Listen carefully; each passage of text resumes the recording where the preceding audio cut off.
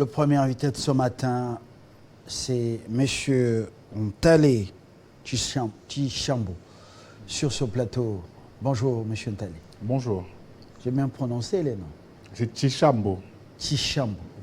Voilà. Voilà.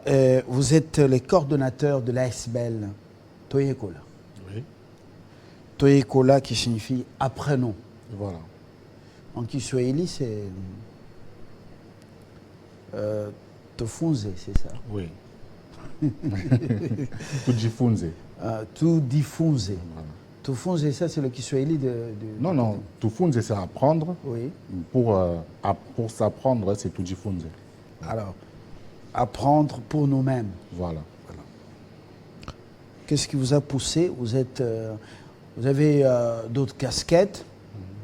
Mais qu'est-ce qui vous pousse d'entrer dans un domaine où pratiquement, c'est un domaine négligé, le domaine des langues.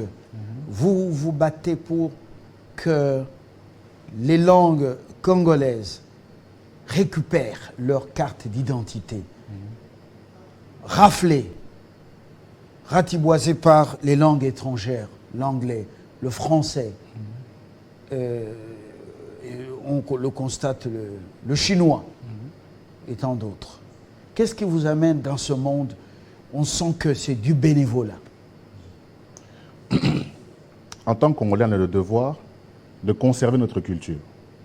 Chaque peuple qui constitue le Congo a pour devoir de venir contribuer à l'avenir du Congo à travers toutes les potentialités que sa culture lui a données. Aujourd'hui, Toyekola lutte contre le rabotage de la conscience nationale. Pourquoi? Parce que les Congolais doivent communiquer d'abord entre eux afin de pouvoir s'échanger tous les savoirs et savoir-faire qu'ils ont pu accumuler depuis des millénaires et maintenant aller affronter les problématiques qui peuvent venir d'ailleurs. Or, communiquer entre eux par des langues qui leur sont étrangères est impossible. Si on veut pouvoir consulter son histoire, on doit le faire à travers les langues qui la constituent.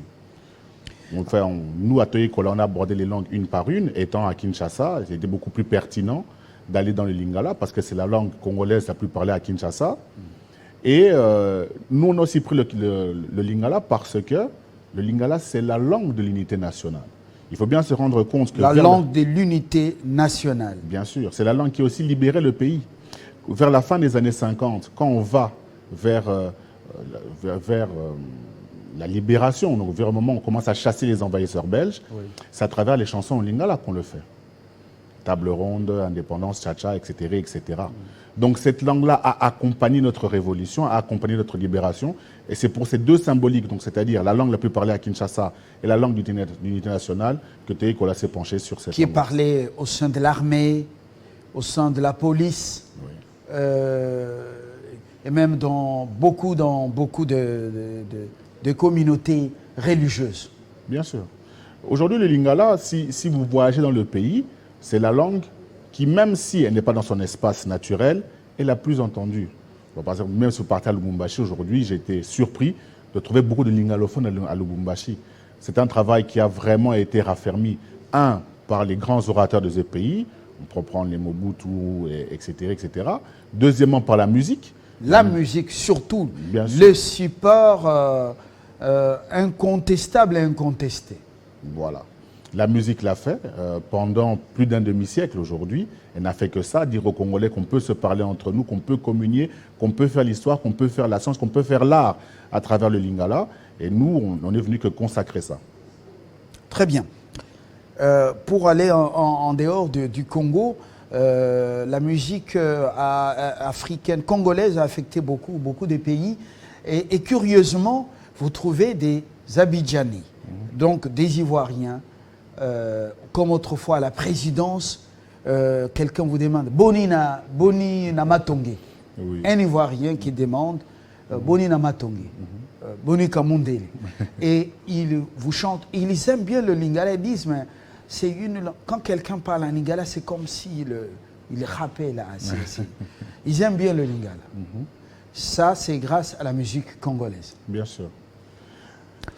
Nous évoluons justement à prendre et communiquer notre savoir dans nos langues nos langues, les langues congolaises ou langues maternelles. Pour y arriver, qu'est-ce que vous faites sur le terrain? On organise des activités parascolaires, donc c'est-à-dire les samedis, on encadre des enfants. Ce sont des activités qui sont en général autour de 50 enfants. Et on prépare les enfants à non pas parler lingala, parce que la plupart des enfants avec lesquels on travaille parlent déjà lingala, mais à recevoir l'enseignement lingala. Donc c'est-à-dire, on est occupé de préparer les enfants à pouvoir, grosso modo, se mettre dans un système scolaire en langue congolaise. Et c'est là qu'on donne les cours élémentaires, donc c'est-à-dire l'anatomie, on donne les bases de botanique, les bases de zoologie, etc., etc. Tout en lingala? Bien sûr, bien sûr. Et vous vous basez sur quelle catégorie, sur quel personnel pour le faire? C'est quand même une véritable gageure. Hein. Il y a, avec le lingala qu'on a à Kinshasa, Station, Azakouragé, ainsi de suite, Esport et autres. Vous faites un cours à quel genre d'enseignants? Bon, il y a beaucoup de Congolais ont étudié la pédagogie. Beaucoup de Congolais ont aussi fait la linguistique. Le problème, c'est que le pays n'a pas pu mettre à disposition des lieux d'expression de leur savoir. Alors, nous, qu'est-ce qu'on fait? On se renseigne à travers les connaissances, à travers surtout le milieu éducatif, et on a mis en place maintenant des professeurs qui, eux, parlent le lingala, ils se perfectionnent, ils le rationalisent, ils prennent les normes, et maintenant, ils le distillent aux enfants. C'est quelque chose qui est assez rapide à faire parce qu'on parle de l'élémentaire, hein, on est sur la botanique, l'anatomie, assez simplifié. Nos enfants sont entre 5 et 10 ans, donc ce sont des remises à niveau qui sont assez simples à faire pour des maîtres de métier. Pourquoi, M. Ntalé, vous avez choisi les enfants dans cette fourchette d'âge? C'est eux l'espoir du pays. C'est eux l'espoir du pays. C'est eux qui sont les moins corrompus. C'est eux qui sont le moins enclins à détruire le pays. C'est eux qui ont le plus grand intérêt à ce que le pays leur soit vivable. La plupart des gens qui détruisent ce pays aujourd'hui, c'est pourquoi là, ils n'ont plus beaucoup de temps à vivre sur Terre ici. Bon, ils sont déjà totalement aliénés culturellement. Bon, l'intérêt pour ce pays n'est plus grand. Mais un enfant qui ne connaît que ce pays, qui n'a même pas encore le passeport même pour pouvoir envisager de voyager, il a tout intérêt à ce que ce pays, lui soit le pays le plus beau, le plus fort et le plus grand. C'est pour ça qu'on mise sur eux. Parce que c'est un demi-aveu d'échec de notre part. On s'est bien rendu compte qu'on a avancé, mais qu'on n'a pas contribué comme il se devait pour le pays. Et avouer qu'on a fait des erreurs, c'est grandissant. Et c'est un peu ce que Toyoko veut faire comprendre aux gens. C'est-à-dire qu'effectivement, pendant une grande partie de notre vie, on s'était trompé. On peut prendre notre vie. Nous avons une part des responsabilités dans cette déconfiture. La déconfiture de la société. De Betaki Mabé. Voilà. Mais non, il y a encore moyen de mieux faire. Bien sûr. De rectifier le tir. Ça, j'aime. Ça, j'aime. Le principal responsable de tout ce qui arrive au Congo, en tout cas depuis 1960, c'est le Congolais. Le principal responsable. Lumumba est venu, il est mort pour nous donner un pays avec la souveraineté. Il est parti, paix à son âme. Mais depuis qu'il est parti, qu'est-ce qu'on en a fait? C'est ça le problème. Aujourd'hui, on peut plus en vouloir aux étrangers. C'est nous-mêmes qui sommes occupés de taper à côté. Qu'est-ce qui nous empêche aujourd'hui de valoriser le Kintandu, par exemple? Il n'y a plus d'étrangers ici pour nous dire que non, bon voilà, vous êtes obligés d'étudier en suédois. Personne. Or, la communauté, les Bantandu sont connus.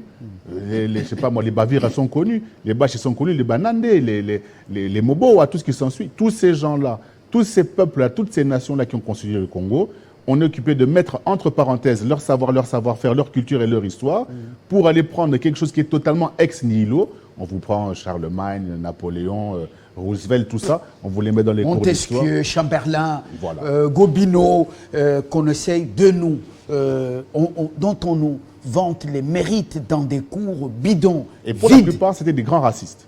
Hein? C'était des très grands racistes pour la plupart. Mais Napoléon, même Louis XIV, c'est un grand raciste. Mais bien sûr. Et leur fortune bâtie, comment on appelle, a été construite sur du sang. Sur du sang. Maintenant, comment voulez-vous vous libérer de ce type de comment je pourrais dire, de prison mentale sans koye kola? Et c'est nglitoye kola. C'est simple. C'est pour ça. C'est parce que de là maintenant, on pourrait être en connexion directe avec les gens qui ont subi les plus grandes atrocités des envahisseurs belges. On pourra maintenant parler avec eux pour savoir ils sont venus comment, qu'est-ce qu'ils ont fait, comment est-ce qu'on s'en est libéré, comment est-ce qu'on pourra rétablir la réalité et la vérité. Ça, c'est le premier dépôt au niveau de la justice. Maintenant, le deuxième dépôt, c'est au niveau de la science. Pour qu'on puisse les chasser, c'est qu'on a développé des techniques politiques, des techniques diplomatiques, des techniques militaires, des techniques scientifiques de base dans nos langues, parce que la plupart des gens que vous voyez là-bas, c'était des villageois.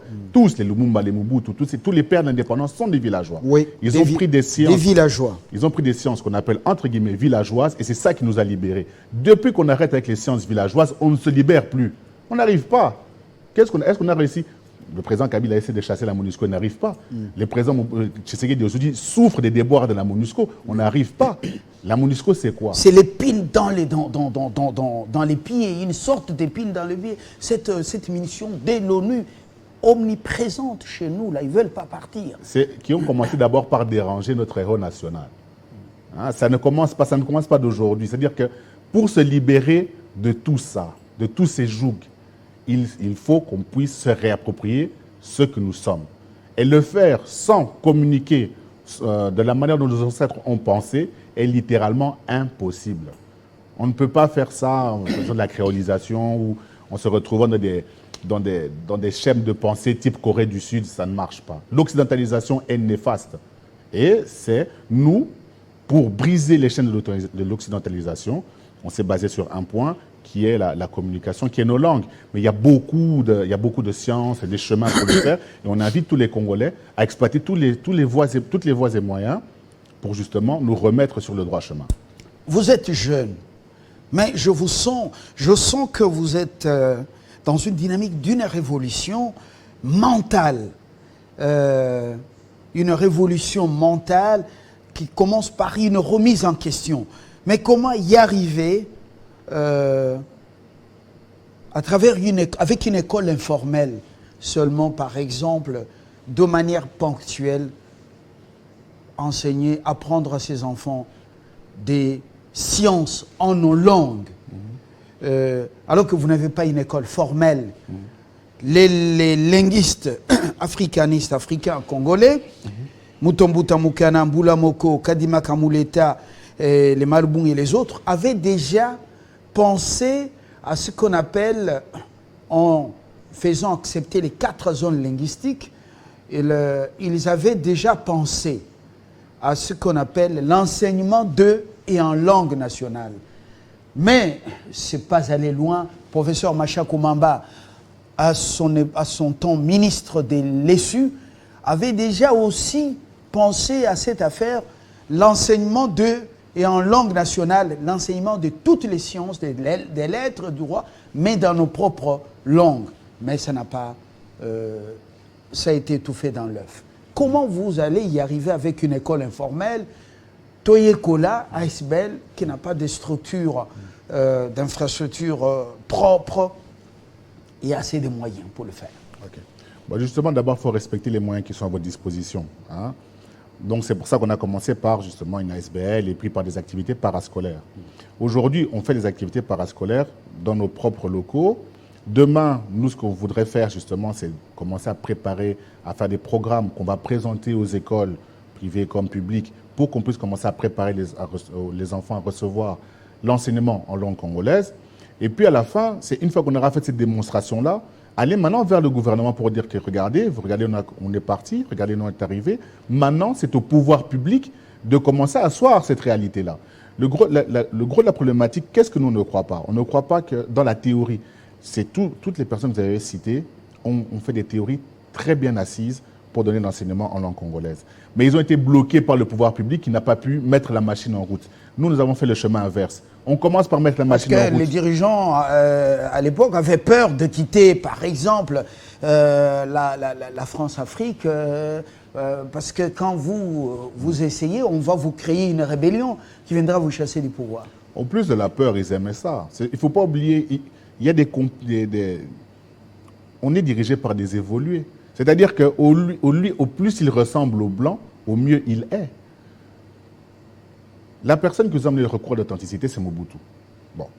est-ce que vous avez déjà entendu Mobutu dire Zaïrois en langue congolaise? C'est-à-dire même se définir lui-même en tant que peuple. Il n'a pas fait cet effort d'aller dans la définition de ce peuple, ne fût-ce que dans une seule langue congolaise. Mais c'est lui le père du recours à l'authenticité. Il a fini avec des villas à Cap-Martin. Les abacos qu'il faisait coudre, il les faisait coudre où? C'était chez nos amis Arzoni. Ce sont des Italiens qui sont, je crois, logés en Belgique, choses comme ça. Ouais. Donc c'est-à-dire qu'il y a ce côté évolué qui les rattrape. Comme disait Diop, le palais, la villa au Cap Saint-Martin, voilà. Dans les Côtes d'Azur. Rien de commune mesure au pays, même Kawele, mais quand on voit ce qu'il a construit même pas à la cheville. Donc pour dire que c'était des slogans. Mais oui, mais ce problème c'est que chasser le naturel, il reviendra au galop. C'est bien ça le problème. L'aliénation culturelle qu'on est occupé de subir, qui a été décrite par beaucoup de gens, par Mabika Kalanda, par Diop, par Cheikh Anta Diop, etc.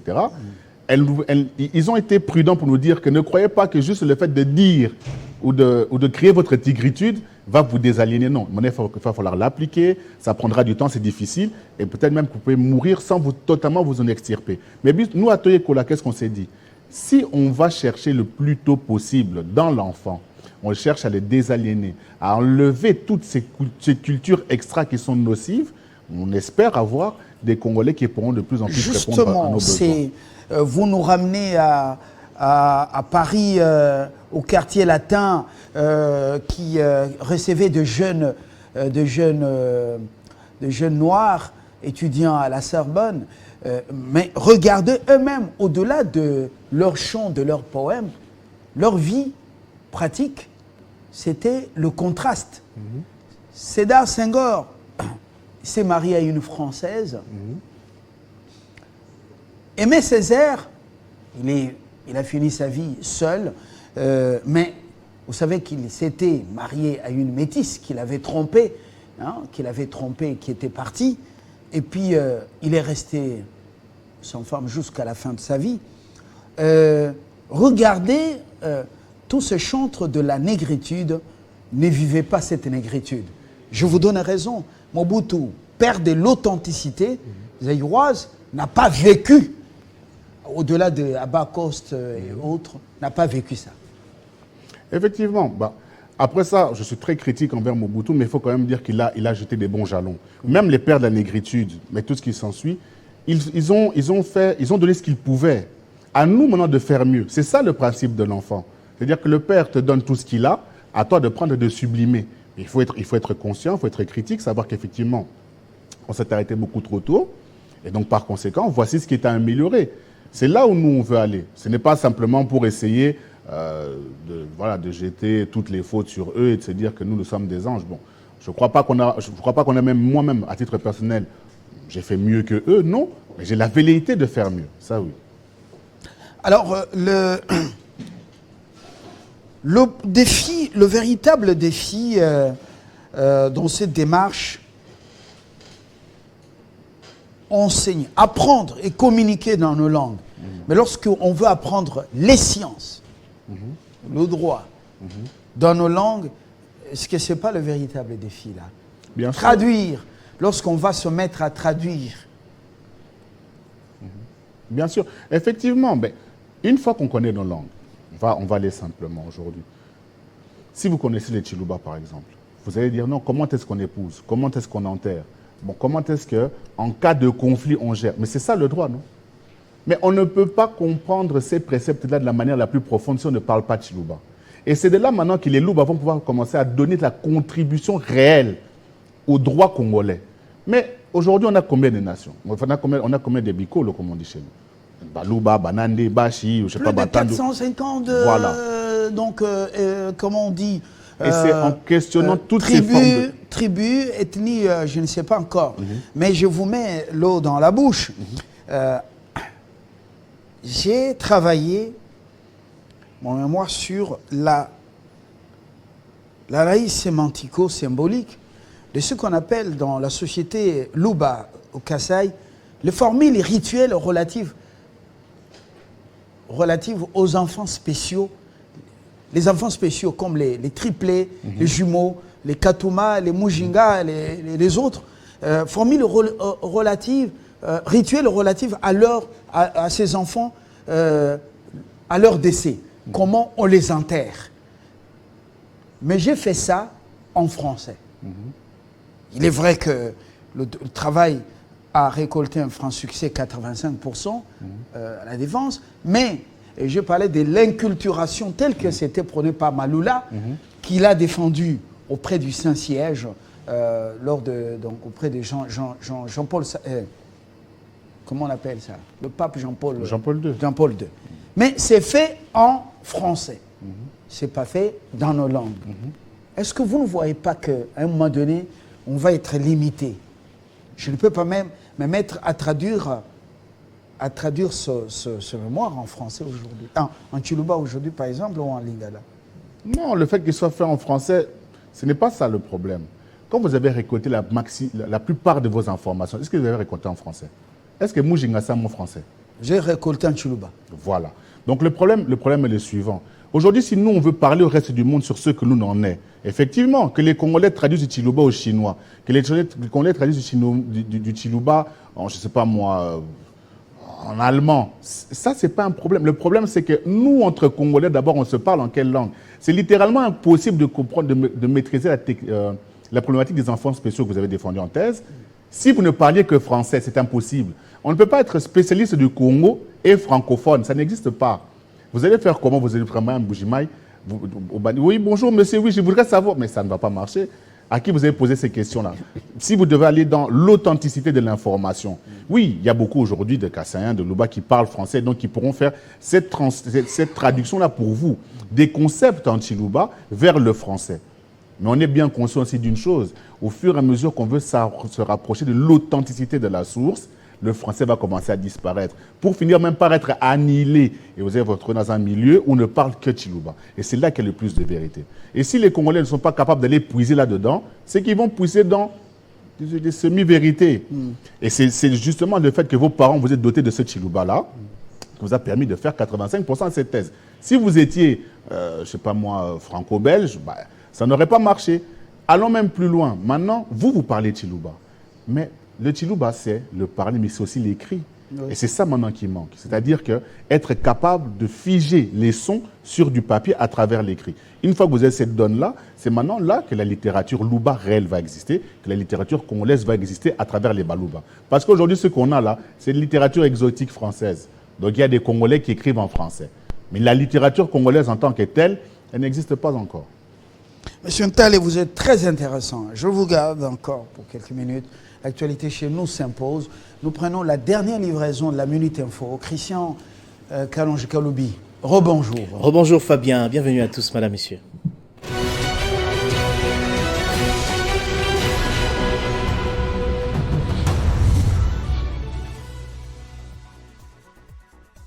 Devra Goma a rendu public après consultation les mesures fortes en réaction au meurtre de plusieurs Congolais. Le gouverneur militaire du Nord Kivu est rappelé à Kinshasa, avec lui 2 autres officiers de la police suspendus. Les obsèques du policier lynché par les Wazalendo seront organisées incessamment. À quelques jours de la tenue de l'Assemblée générale des Nations unies, le gouvernement de la République demande au Conseil de sécurité d'accélérer le retrait de la MONUSCO. Dans sa correspondance, le vice-premier ministre en charge des Affaires étrangères rappelle que ce retrait a été annoncé depuis 2018. La RDC souhaite que le début du retrait des troupes de la mission de l'ONU dans le pays ait lieu à la fin de l'année en cours.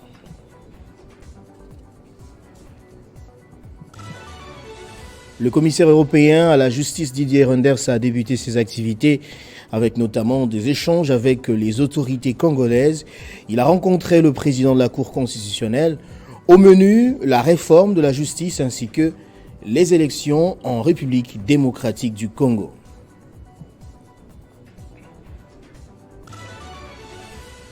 Le chef de l'État lance aujourd'hui la gratuité d'accouchement à Kinshasa. De la conception à 1 mois du nouveau-né en passant par la grossesse, tout sera totalement gratuit. 200 millions de dollars pour tout le pays par an ont été inscrits dans le budget 2024, annonce le ministre de la Santé.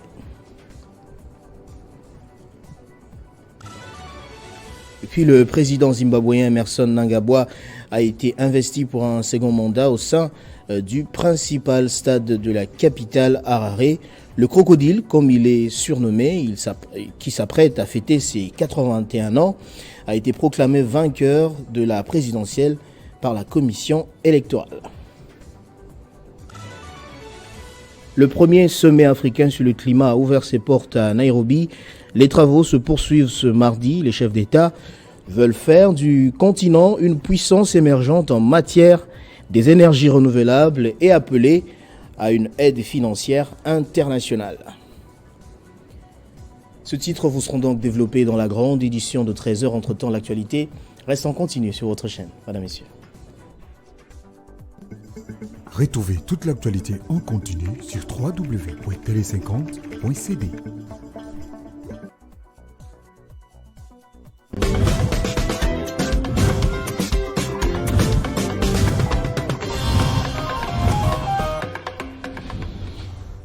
Je rappelle que je reçois Ntale Chichambo sur ce plateau. Il est le coordonnateur de l'ASBEL Toyekola.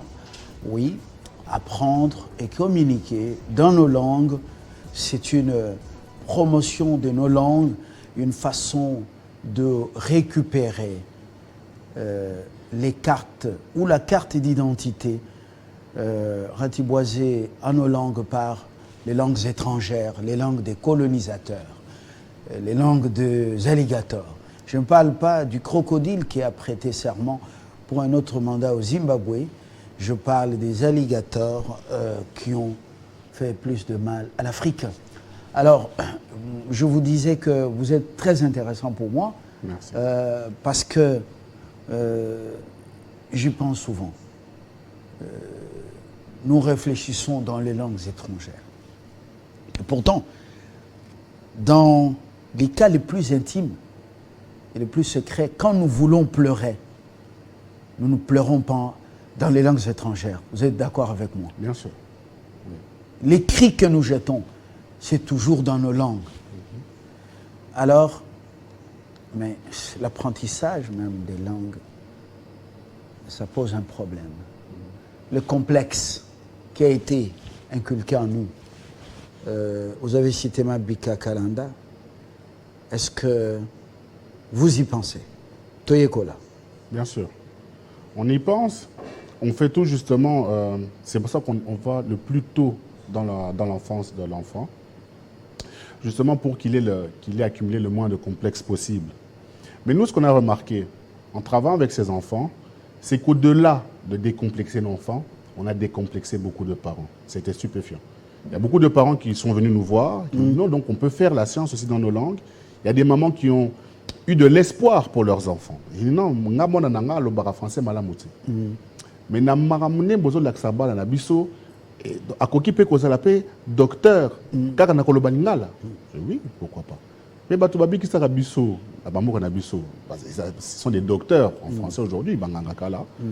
Babana le français était. Ah non, vraiment c'est un espoir botika le musala na binote. Donc, vous voyez que l'enfant... Vous avez un feedback très encourageant. Et c'est pour ça, justement, qu'on espère et on aspire toucher maintenant la chose publique en temps venu. Hein, on n'est pas pressé, ce n'est pas cette année ou l'année prochaine. On veut vraiment avoir la matérialisation de nos travaux afin qu'ils puissent comprendre que nous sommes... Donc, c'est-à-dire, les activités de Toyekola sont un passage obligé, sont des conditions sine qua non pour la prospérité et la souveraineté de notre pays. La souveraineté, ça ne passera pas seulement par les élections. Ça, c'est choisir le souverain. Mais si on doit se libérer mentalement, si on doit aujourd'hui exister comme une nation, si on doit aujourd'hui dicter une partie des décisions mondiales, ce n'est qu'en étant congolais. Ce n'est qu'en étant... Et les Chinois le font déjà très bien. Très bien. Parce que nous, quand Lumumba a réussi à réunir toutes les nations qui sont sur ce pays ici, derrière lui pour créer le Congo, c'est l'acte fondateur de notre pays. C'était à travers la souveraineté la plus puissante. D'ailleurs, c'est comme ça qu'on a eu droit au discours du 30 juin. Et sa volonté, justement, c'était maintenant, après ça, le combat qui suivait, c'est la décolonisation mentale. Ça passe justement par le fait qu'on soit totalement décomplexé Et Lumumba l'a bien montré, hein, devant un roi des Belges, il a été capable de lui dire, dans un langage qui est très diplomatique, qu'on très souvent qualifie de dur pour rien, parce qu'il a dit la vérité sans aucun écart de langage, mais il a pu dire la vérité. Nous aussi, on doit être capable de dire la vérité à nos enfants. C'était un immatriculé, un homme assimilé, et il savait mieux le faire. Oui, bah, c'est ce dont on avait besoin pour créer notre pays. On dit que la langue est le véhicule incontesté, incontestable des valeurs culturelles. Or, nous apprenons dans les langues étrangères. Ces langues véhiculent les valeurs culturelles de l'Occident, qui nous amènent aujourd'hui des valeurs entre guillemets, certaines valeurs entre guillemets, je parle des valeurs sans valence. Alors, nos langues sont reléguées au second plan. Est-ce que ça n'exige pas le retour à nos langues pour la promotion, pour apprendre et connaître dans la langue? Est-ce que ça n'exige pas la refonte du système éducatif congolais? Bien sûr, bien sûr. Pourquoi je dis ça? Pourquoi on pourrait dire ça? Aujourd'hui, toutes les sciences que nos langues véhiculent, elles ont un modus operandi pour être apprises. C'est-à-dire, il y a un système qu'on appellerait entre guillemets scolaire. Quand un enfant naît en Mbujimayi, pour qu'il devienne Nganga, il a tout un processus, il y a plusieurs rites initiatiques qui sont au fait ce qu'on appelle chez nous vulgairement le bac, l'examen d'État, les TENAFEP, tout ça. C'est ça qu'on appelle rite initiatique, qu'on essaie de mystifier sur des grands principes spirituels. Non. On regarde à 12 ans, est-ce que tu as fait ton TENAFEP? C'est ça les rites initiatiques qu'il y avait là-bas. Après ça, si tu veux devenir Ngangabon, là maintenant tu as ta maîtrise de doctorat. C'est seulement les appellations qui changent. Les envahisseurs sont venus ici pour essayer de mystifier ça, d'y jeter la sorcellerie, d'y jeter tout type de connotations néfastes, afin que nous nous coupions de ces sciences et que nous faisions que répéter les leurs. Là où est le danger. Sarkozy l'a dit. Vous avez suivi Nicolas Sarkozy?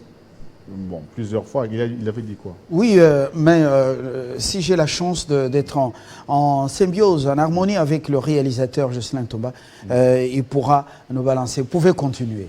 Donc, voilà. L'initiation aux valeurs ancestrales pour les Blancs, pour le colonisateur, c'était diabolique. Oui, bon, c'était des méthodologies. C'est le mensonge. Il y a aussi, dans les grandes invasions belges et puis portugaises, etc., il y a aussi la culture du mensonge. Ils savaient très bien qu'en disant toute la vérité, ils n'auraient pas pu nous emmener dans les types de domination qu'ils ont emmenés jusqu'à aujourd'hui. Mais par là, pour revenir à la refonte justement du système éducatif, système éducatif ou scolaire, c'est à partir de là maintenant qu'on peut définir le nombre d'années qu'il faut pour avoir un bac. Le nombre d'années qu'il faut pour avoir un TENAFEP. On peut regarder dans toutes les cultures. Si on se rend compte que nous, nos enfants étaient matures à 16 ans, à 15 ans, à 14 ans, pourquoi devoir attendre 18 ans pour dire que bon, c'est l'âge pour commencer à entrer à l'université? Ou peut-être vice-versa, si on se rend compte qu'on est arrivé plus tard, est-ce que 18 ans n'est pas trop tôt? Parce que de ces fameux 18 ans découlent beaucoup de corollaires. On se dit qu'à 18 ans, c'est là qu'on vote parce qu'on a un minimum un bac dans un pays étranger.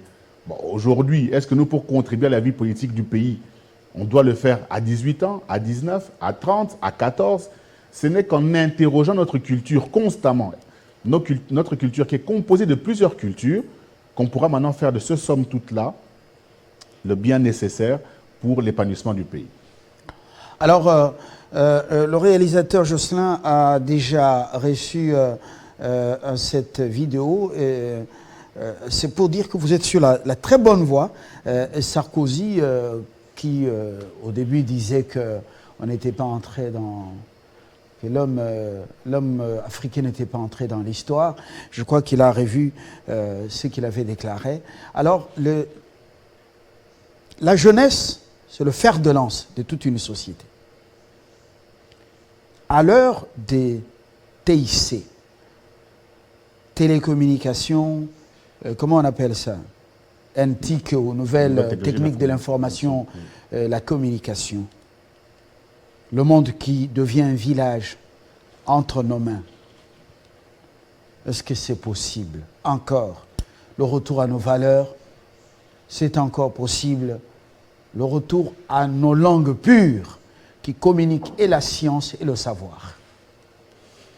Oui, d'ailleurs, ces nouvelles technologies facilitent aussi la communication entre les Congolais. Mais il y a un bémol à mettre, c'est que ces nouvelles technologies créent, génèrent, apportent beaucoup de nouvelles interférences. Aujourd'hui, quelqu'un peut raconter des sornettes à partir de Washington et les importer à l'instant T à Kinshasa. Et c'est pour ça qu'il n'y a pas que la langue. Vous voyez, nous, on veut se réapproprier une manière de penser congolaise, un paradigme de réflexion. Vous êtes un philosophe? Non, je ne crois pas. Quelle a été votre discipline, première discipline comme étude? Comme étudiant, la première discipline, c'était le commerce, c'était le management. Ah voilà. Mais je vous trouve très fascinant. Franck Kaboulou, vous allez continuer l'idée. Depuis le Lubumbashi, nous écrit, dit « Bonjour Fabien, votre invité est très captivant. Mais comment peut-il faire pour que cette préoccupation rencontre l'intérêt de la nation tout entière, car il s'agit là d'une véritable remise en question nationale. » Il rejoint Mabika Kalanda, d'heureuse mémoire, l'auteur de Tchakani, remise en question base de la décolonisation mentale. J'ai encore le livre, il est vieux, et je le lis souvent. Il est vieux, je le lis, j'aime le lire chaque jour. Répondez à la question de Kaboulou, Franck, qui est à Lubumbashi, et puis vous allez continuer votre idée. Ok. Non, ce que je voudrais lui dire personnellement, c'est que juste le fait que lui soit à Lubumbashi et l'on prenne compte, c'est ça la prise en compte nationale. Maintenant, c'est comment est-ce qu'on peut rendre ça effectif au niveau du pays tout entier. Ça, effectivement, nous, on va d'abord faire la démonstration, comme on l'avait dit, à travers nos activités parascolaires. Et à un certain moment, on va maintenant vouloir toucher l'État, toucher la chose publique, enclencher maintenant cette démarche au niveau de l'État. Ça, c'est un travail qui est politique, c'est plus un travail qui est au niveau des ASBL. On verra bien quel est le modus operandi qu'on va utiliser, parce que nous, si le jour où on va enclencher cette démarche-là, c'est pour que ça réussisse. On ne veut pas tâtonner, on ne veut pas se retrouver dans, une fois, il y avait un groupe de Congolais de supplémentaires, après les Macha Komamba et tout ce qui s'ensuit, qui ont essayé et ça n'a pas réussi. Donc on est en pleine réflexion, on est en pleine élaboration de la stratégie. On veut d'abord justement continuer à toucher un maximum de Congolais, ces mamans et ces papas qui se rendent compte effectivement que notre culture est porteuse de science et salvatrice. On veut d'abord continuer à assouvir leurs besoins et en parallèle, effectivement, on réfléchit à comment est-ce qu'on pourra faire renaître notre pays. Alors, communiquer dans nos langues, abusivement appelées patois, dialectes, il n'y a pas de grandes langues et de petites langues. Communiquer dans ces langues n'est pas un péché, ce n'est pas le signe de sous-développement, ce n'est pas le signe d'une régression. Et ça, c'est hyper important. Mais avant de continuer votre idée, je vous rafraîchis la mémoire avec ce que Sarkozy a dit. Jocelyn. Mais il est vrai que jadis, les Européens sont venus en Afrique en conquérant. Ils ont pris la terre de vos ancêtres. Ils ont banni les dieux, les langues, les croyances, les coutumes de vos pères. Ils ont dit à vos pères ce qu'ils devaient penser, ce qu'ils devaient croire, ce qu'ils devaient faire. Ils ont coupé vos pères de leur passé. Ils leur ont arraché leur âme et leurs racines. Ils ont désenchanté l'Afrique. Ils ont eu tort. Ils n'ont...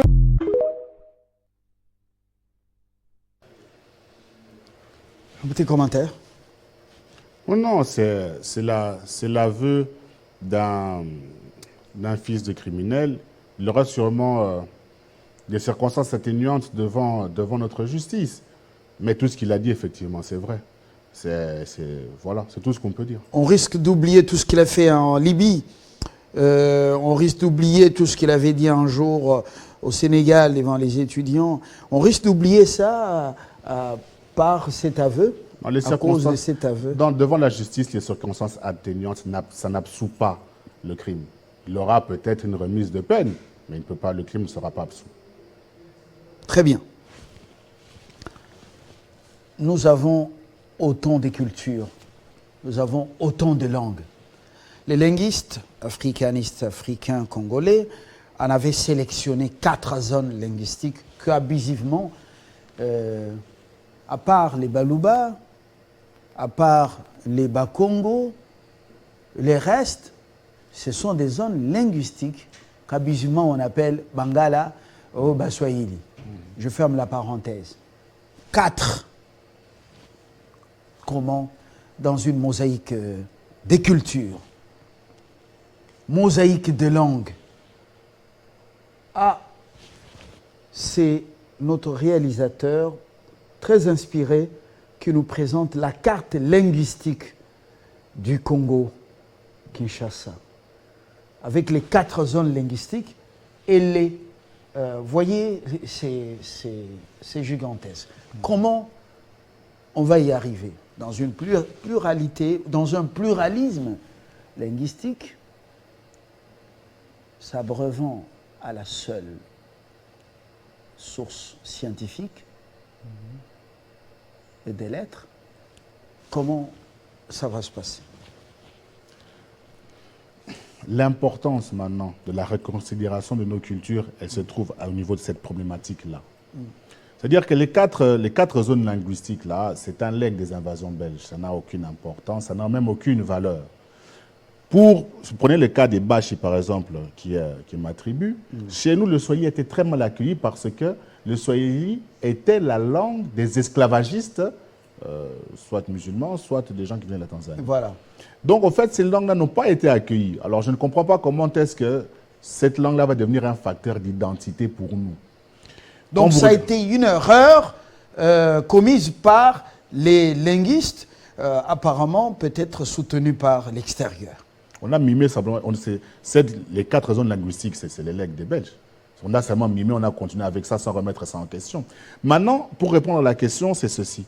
Comment est-ce que chez les Né-Congo, c'est-à-dire dans ce qu'on appelle, entre guillemets, l'Empire Congo, toutes ces langues... Royaume Congo. Le Royaume Congo. Qui s'étendait sur trois pays morcelés par les Occidentaux. Voilà. La République du Congo, le Congo. L'Angola et la RDC. Voilà. Mais comment est-ce que ces gens-là ont fait pendant près de 5 siècles pour maintenir toutes ces langues-là vivantes et ces cultures vivantes en restant un peuple? C'est ça maintenant que nous, on doit copier pour savoir comment est-ce qu'on pourra dégager une langue nationale et trouver, à travers leurs mécanismes, les mêmes mécanismes pour faire vivre toutes les autres langues, toutes les autres cultures qui sont sur notre territoire. On peut poser cette question-là aussi au Moitiave, qui lui aussi, sur toute l'étendue de l'espace Lunda. Là, nous sommes dans l'Empire, dans l'espace, Empire Lunda, ou bien Uruonde. Voilà. Dans tout son espace, il y avait aussi une multitude de cultures, une multitude de langues. C'est-à-dire que la politique, la philosophie, le savoir que nous, on a ici au niveau du Congo, n'a jamais été un savoir qui est, 1, dominateur, 2, raboteur de culture et de sciences, et troisièmement, on pourrait dire même destructeur, parce que nous sommes dans les mécanismes politiques, dans les mécanismes philosophiques qu'il y a au niveau de nos cultures, c'est toujours comment amener un maximum de savoir, comment s'abreuver des savoirs qui sont tout autour de nous, et comment justement aujourd'hui l'Empire ou le Royaume peut être un catalyseur de ces savoirs-là, afin que lui aussi puisse grandir avec ça. Et ça, ce sont des schèmes de réflexion qui malheureusement n'existent pas dans l'Occident que moi je connais. Voilà, vous avez donné un exemple très important. Merci Jocelyn pour cette carte. Vous avez pris l'exemple des Bashi. Là, les Kiswahili, c'est une langue d'emprunt, une langue importée du colonisateur ou des envahisseurs. Mais chez les Congo ou les Né-Congo, au Royaume Congo justement, pendant 5 siècles, mais regardez, ils ont eu la même langue, mais avec ces différentes variantes. Les Kintandu, les Bissingombe avec aussi leur parler, les Bayombe avec leur parler, qui sont les Manyanga, leur parler. L'ensemble là, ce sont des variantes, mais d'une même langue. Les variantes d'une même langue. quand vous allez au centre du pays, l'empire, le royaume Luba, oui.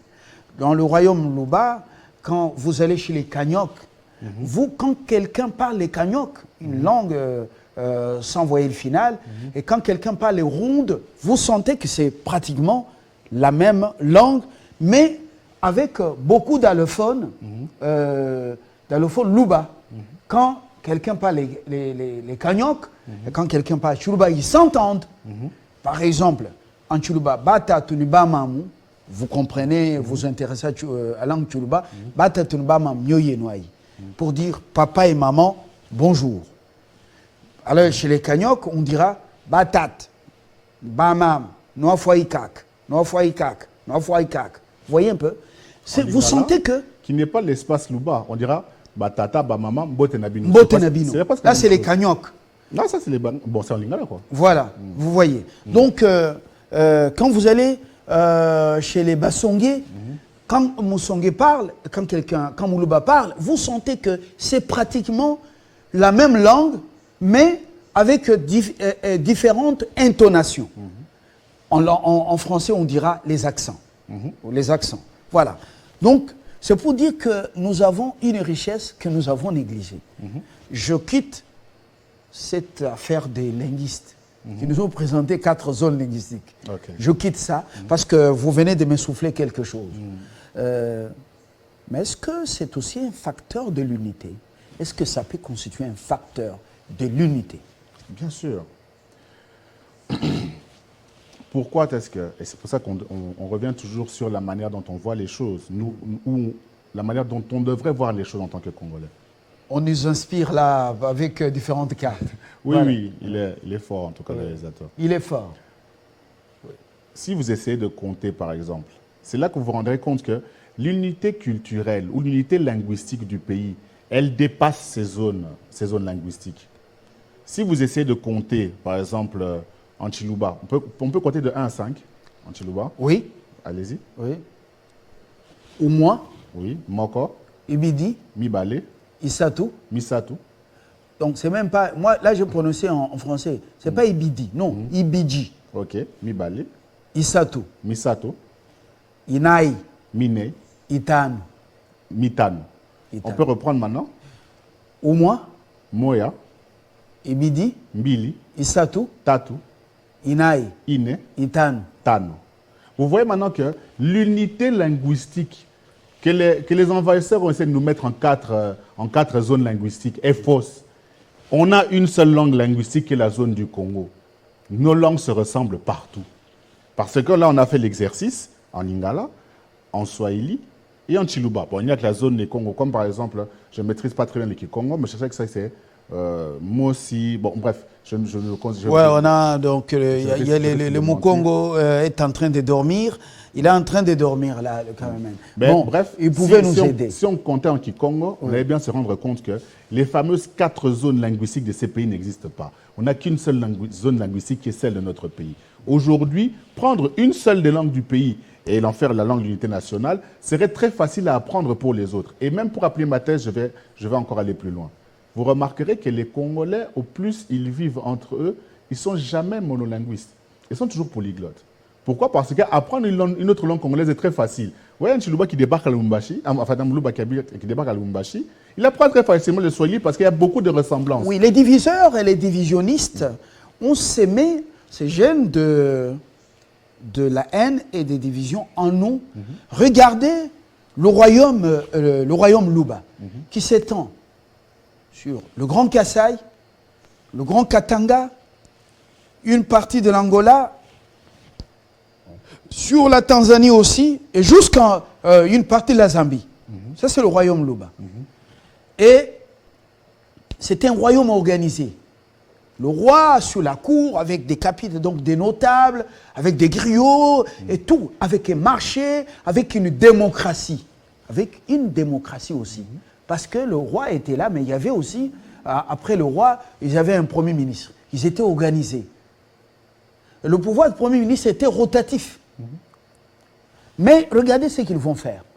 Ils vont dire Lubakat, Lubalolo, Lubakasai. Tout ça pour diviser. Je viens de Manono il y a quelques mois.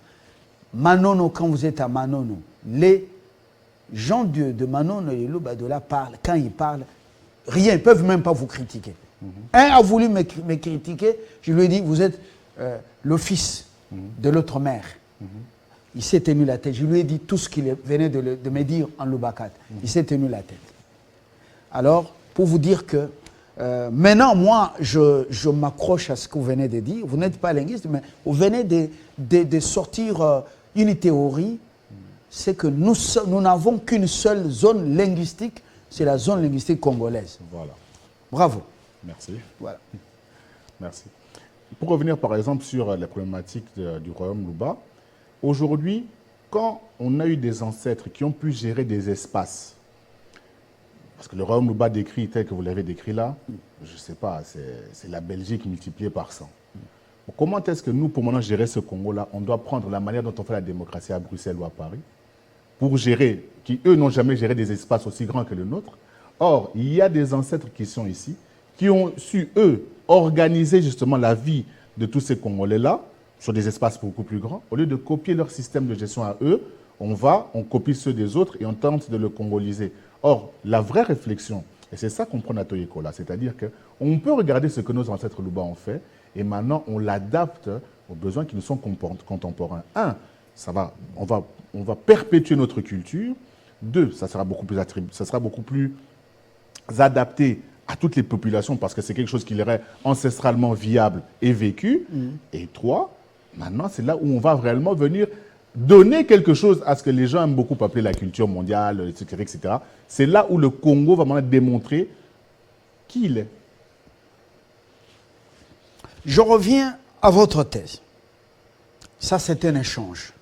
Tongo, Zobeta Masolo. Vous voyez que ce n'est plus des questions de découverte. Nous complétons, et j'aime ça. Vous allez dans la ville ou dans la cité de Lusambo, dans le Sanko. Lusambo est une cité cosmopolite, l'ancienne capitale du Grand Kasaï.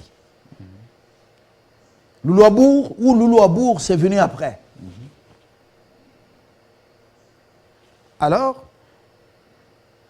tous les habitants de Lusambo, on n'a jamais entendu qu'ils se sont entretués à l'aide des machettes. Ils se sont fait la guerre. Ils vivent dans une sorte d'harmonie que je ne parviens plus à comprendre, moi. Je suis déjà arrivé là plusieurs fois.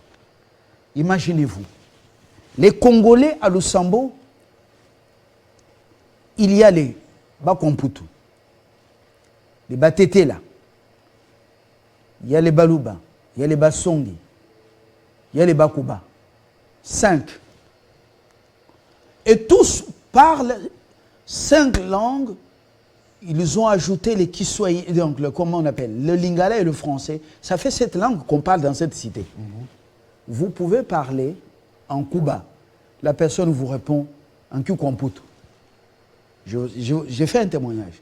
Et quelle harmonie! Ils ne se sont jamais entretués. Les Basonge parlent et le Kisonge et les autres langues. Les Baluba, idem. Les Batetele parlent les Otetela et les autres langues. Et quelle harmonie! Tous les acteurs politiques qui y vont, ils ne souffrent pas s'ils ne connaissent pas une des langues. Je clôt la parenthèse pour vous dire que la langue, c'est aussi l'élément de l'unité. Le cas de Lusambo, je viens de le citer. Mais je suis en train de vous appuyer dans votre thèse. Et ça me fait énormément plaisir. Et on remarquera que au moins l'occidentalisation est présente, au plus la paix existe. C'est ça la réalité de notre pays. Au moins on est occidentalisé, au moins on vous parle démocratie, au moins on vous parle droit de l'homme, au moins on vous parle droit des genres et familles, droit de la femme, droit des animaux, on a même les droits de... Bon, je sais, il manque plus que les droits des chaises. Au moins qu'on vous parle de cette culture du droit et qu'on vous remet dans la chaîne de pensée de ce qui est les interdits, Bikila. C'est-à-dire que nous, la perfection, on la conçoit comment? C'est s'interdisant de faire le mal. On ne cherche pas des droits. On ne cherche pas le droit de faire quelque chose, le droit de s'exprimer, non. On sait que non, si je ne peux pas frustrer le Kouloutou qui est en face de moi, voilà l'interdit. Et c'est comme ça qu'on n'aura jamais de problème entre Kouloutou et Naleki. On ne cherche pas le droit de la parole. J'ai les droits de l'enfant. Non, c'est ça. Et vous remarquerez que nous, dans notre congolité, notre africanité, notre ancestralité, on choisira le mot qu'on veut, et ben c'est là qu'il y a la paix qui règne. Chez nous, les périodes de guerre n'ont jamais été des choses qu'on prenait très sérieux. Donc on doit se faire la guerre longtemps, la guerre de 100 ans. Ça n'existe pas. Il n'y a aucune nation au Congo qui s'est fait la guerre pendant 100 ans. Et ce n'est pas sérieux de se faire la guerre pendant 100 ans. Ce n'est pas sérieux. Mais effectivement, il y a eu des divergences. Il y a des certains moments où on a utilisé la violence pour les régler. Mais on a toujours cherché à très rapidement acquérir des zones de paix. Vous le dites si bien, vous avez totalement raison. Vous avez dit cet échange devient un autre échange que question du journaliste avec réponse de l'invité. Je n'ai pas fait l'école maternelle. Je n'ai jamais été à l'école maternelle. Mais j'ai commencé l'école à 6 ans, en première primaire. J'avais repris la première année primaire.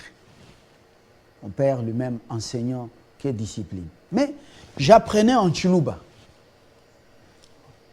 Et c'est pendant ce temps qu'on m'a dit que vous ne pouvez pas serrer la main à un adulte. Attendez que l'adulte vous serre lui-même là, vous tende la main. Et vous, en réaction, vous allez soutenir, vous allez prendre la main gauche, vous soutenez la main droite au niveau de, comment on appelle ça? Du coude. Oui, du coude. Et puis, vous réagissez pour saluer l'adulte. On ne peut pas tutoyer l'adulte. On ne peut pas tutoyer l'adulte. On ne demande pas à un adulte qui vous salue, on ne le demande pas comment vous allez. Voilà, Dibiche. Non. Ou à une autorité, comment vous vous portez. Tout ça, on nous a dit ça dans l'enseignement en Chiluba. Mais l'école maternelle d'aujourd'hui, avec les dessins animés, demandez aux autres. Vous avez déjà vu les tout petits là, comment les questions qu'ils posent? Effectivement. Vous avez déjà suivi? Oui, bon, mon fils à la maison me pose ce type de questions. Donc, il n'y a rien de secret là-bas. Alors, là, il nous présentait le Sankourou. Le Sambo, vous voyez, c'est en jaune. En jaune, c'est ça, le chef-lieu même de la province du Sankourou. Voilà. Ah non, effectivement, mais ce sont ces valeurs que nous, on doit remettre dans notre école. C'est là que je dis que notre école est piégée. Mais il vous faut une école modèle, école pilote. Comme on dit, EDAP, école d'application. Mais ce sont les cours avec Toyekola. Moyen, Toyekola. Par exemple, on dit ou bien que là c'est Toyekola. Oui, et le Toyekola du Cambodge. La chose est que nous, même au niveau, par exemple, de ce qu'on appelle vulgairement le civisme et moral, que nous donnons là-bas, même les noms, c'est-à-dire que nous, nos élèves, par exemple, on les appelle tous dans les noms authentiques. Parce que...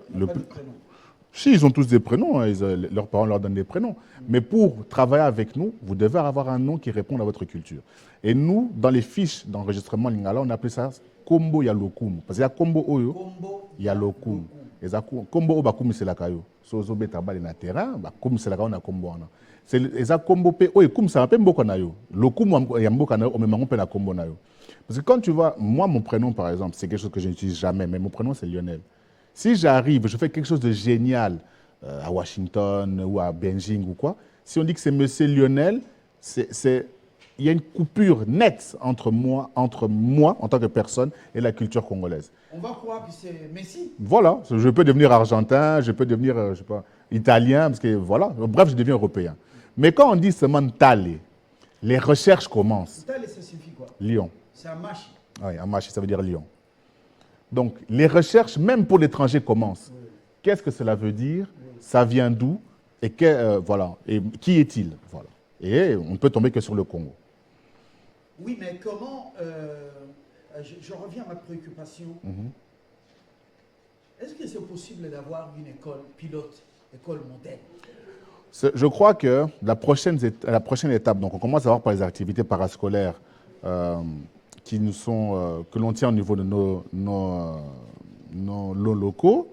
Maintenant, on va aller vers les activités parascolaires dans les écoles. Et je crois qu'on aille vers le gouvernement, on va monter une école, qui sera l'école témoin.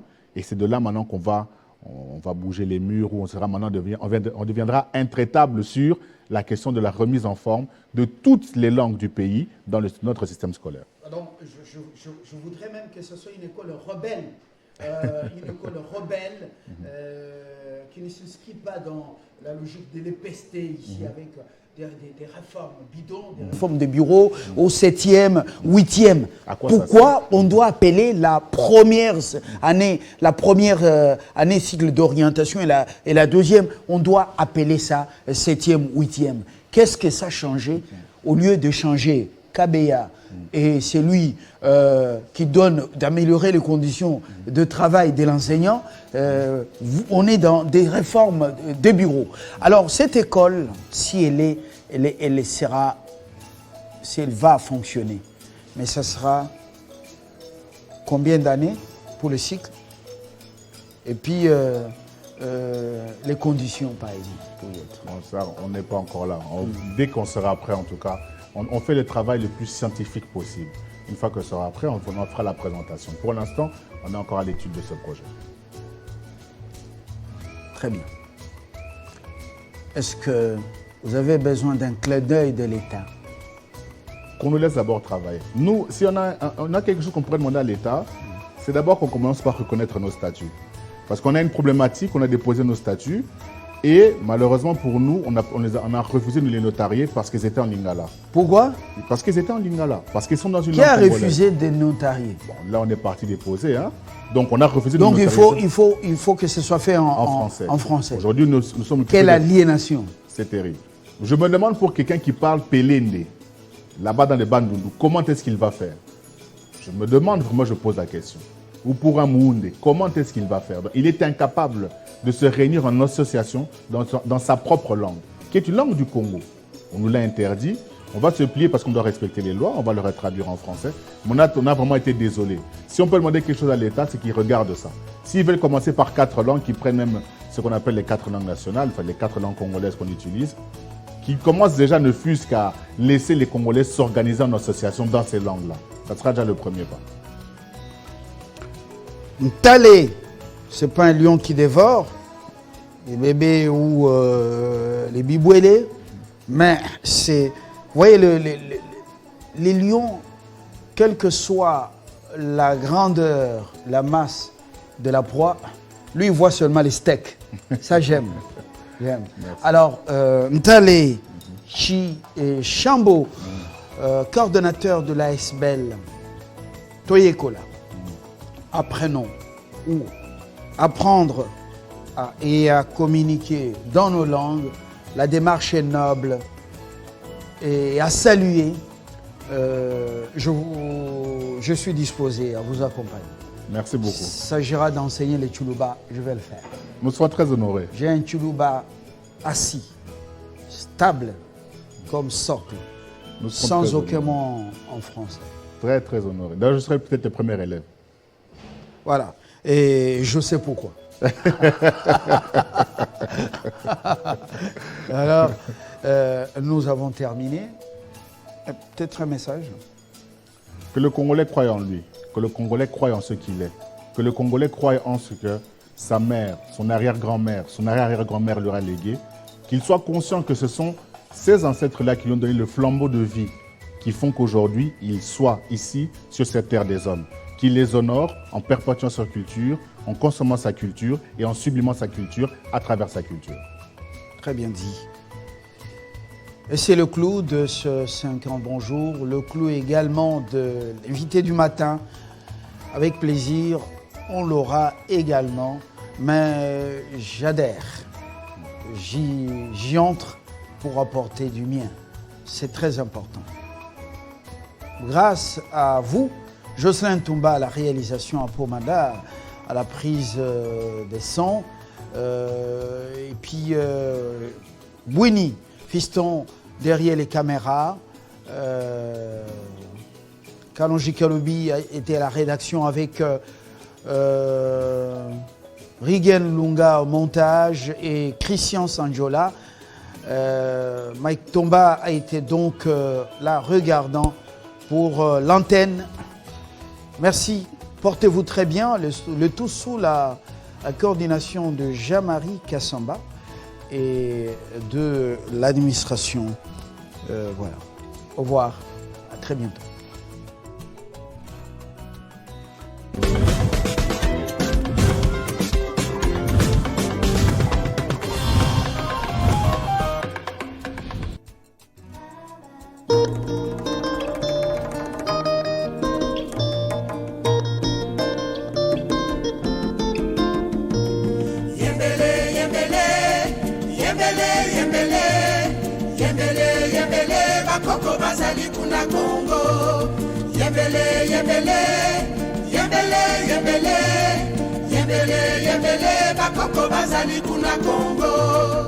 Chante, chante, danse comme le fleuve Congo.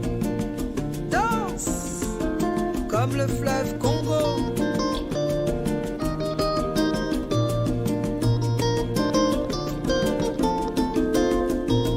Yembele, yembele, yembele, yembele, yembele, yembele, bakoko bazali kuna Congo.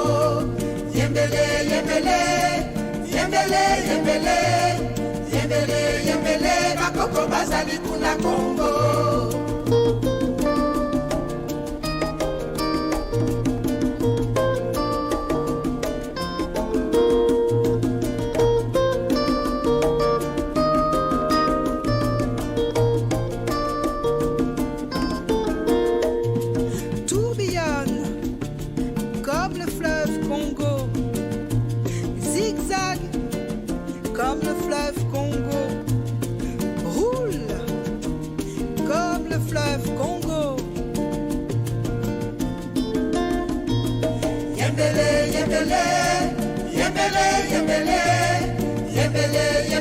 Bakoko bazali kuna Congo. Yembele, yembele, yembele, yembele, yembele, yembele, bakoko bazali kuna Congo.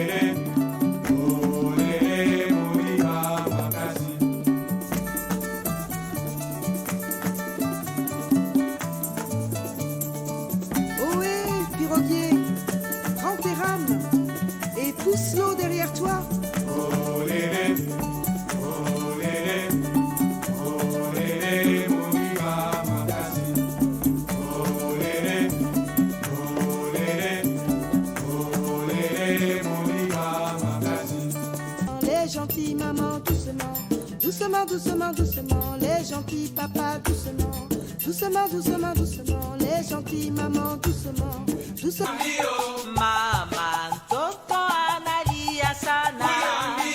Mama, uko wapi? Mama, unaenda wapi? Mama, toto analia. Mama, toto analia sana.